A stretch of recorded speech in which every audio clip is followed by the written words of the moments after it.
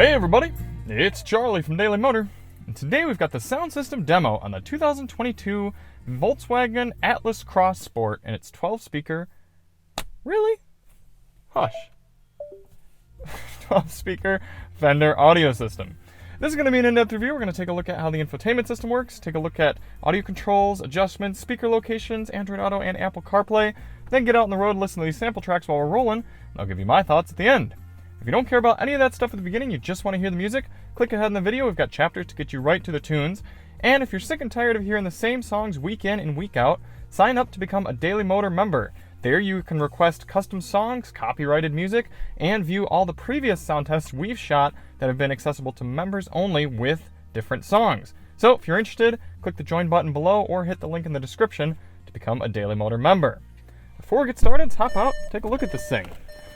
The two-row version of the Volkswagen Atlas, the Cross Sport.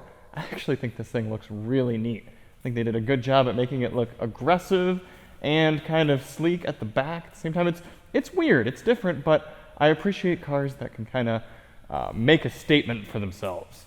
We've got the usual gamut of testing on the Cross Sport, so if you want to see more on it, check the links in the description for our highway fuel economy test and our DM test drive. Now we always do this test with lossless, uncompressed WAV files on a USB stick plugged directly into the system, and high-quality Roland binaural microphones in both of my ears, giving you the most realistic audio system demo on YouTube. We also do the test with the sound settings set to their factory defaults, so let's take a look at those now. I like this Volkswagen infotainment screen. It's not like the brand new ones we've been seeing in the new ID4 and the GTI. This one works very well, it's straightforward and easy to use. Go right over here to settings, sound, no delays. We see treble, bass, can't speak today. Treble, mid-range, and bass, and then a subwoofer adjustment. On top of that, you have front, rear, left, right, fader, and balance. I like how you can place it right where you want. That's cool. Listen to that.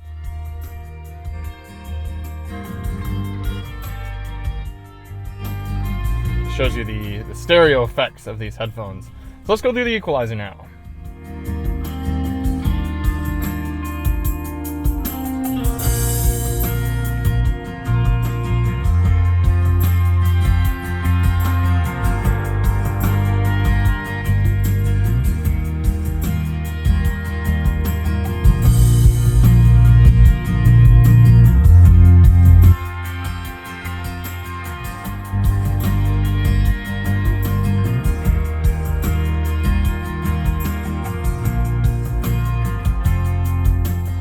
Just in time for that song to wrap up. That's about all you have for adjustments. You can do some individual volume controls for navigation volume and that sort of thing, but overall a good amount of EQ adjustments.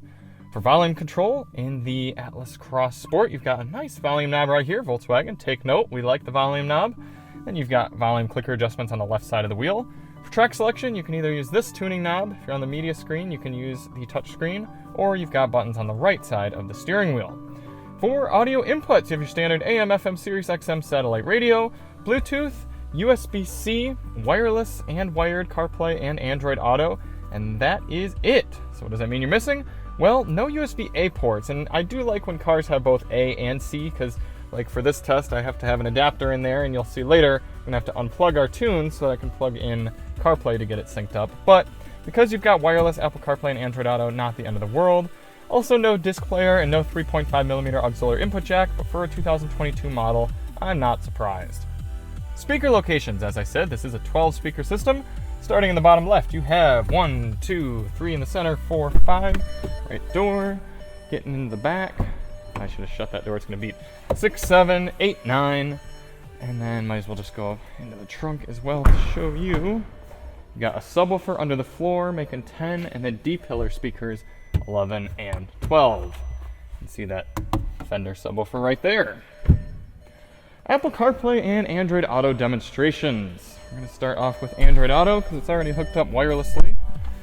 Go right here to app. Look how quickly that loads. You've got Waze coming up right there. Good and responsive. There's YouTube Music. Click through those nice and easy. And then let's go to our home screen. You see apps. Go down to settings. And there's your settings screen. Works well, and as you can see, Android phone is not plugged in. Alright, let's fire up CarPlay. There we go. It did prompt us with the option to hook up to CarPlay without plugging it in, so nice to see. Connecting right now. And there we go. Nice intro there. Nice display. Here's your home screen. You got Apple Maps. Move that around. Apple Music. And your settings screen. Sweet. All nice and good. So let's get this thing out on the road and listen to these tracks while we're moving.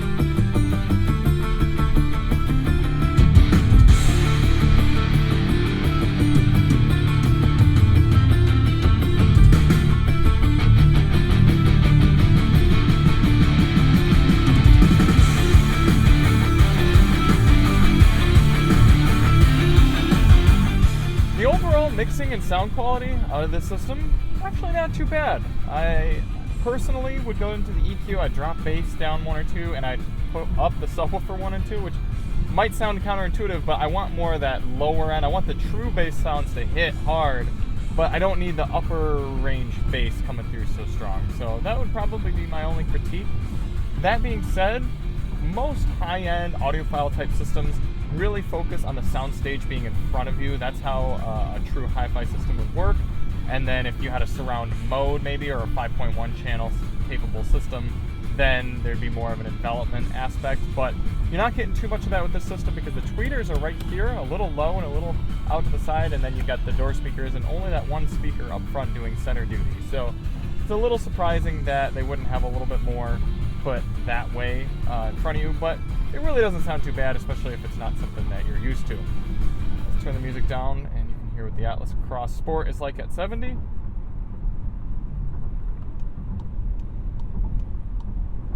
Actually decently quiet in here. They did a good bit of wind isolation, and road noise isn't too bad either. So for this this class of vehicle, not too bad. This next song, about halfway through, we'll turn the bass all the way up.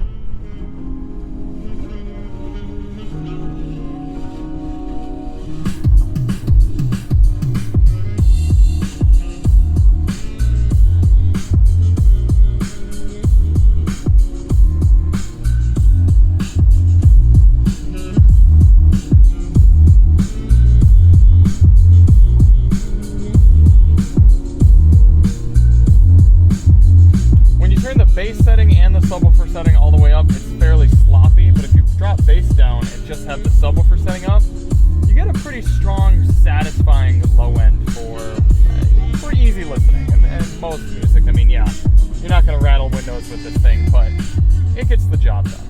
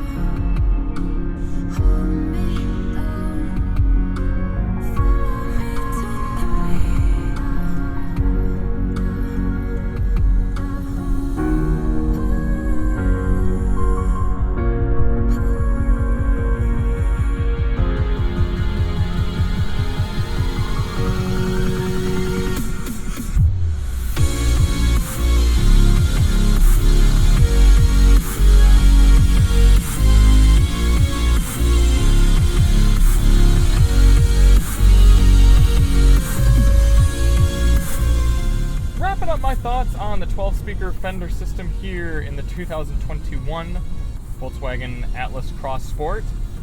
Overall, nothing offensive, nothing truly remarkable either, but all that considered, it's got good balance and it has good adjustments, and I appreciate the way everything works, the controls, Apple CarPlay, Android Auto, everything like that works really well. So this system overall is getting a B. That being said, it's just barely getting a B, and when you do consider the fact you're paying $50,000 for this vehicle as spec, it's a little, because the music is just fine. There would be audiophiles who would not be satisfied with this system, but I think anyone coming out of a vehicle at this class or below, maybe a previous Volkswagen or another commonplace brand, a non-luxury brand, they're going to be happy and satisfied with this Fender system. It plays well for pop music, for radio, all that sort of thing. It's just when you really start to crank up complex style music, you're like, I would appreciate a more dynamic sound stage. But yeah, overall, B system. Thank you all so much for watching. If you want to see more on the Atlas Cross Sport, check the links in the description, and we'll see you on the next one. I'm Charlie from Daily Motor, and as always, drive on.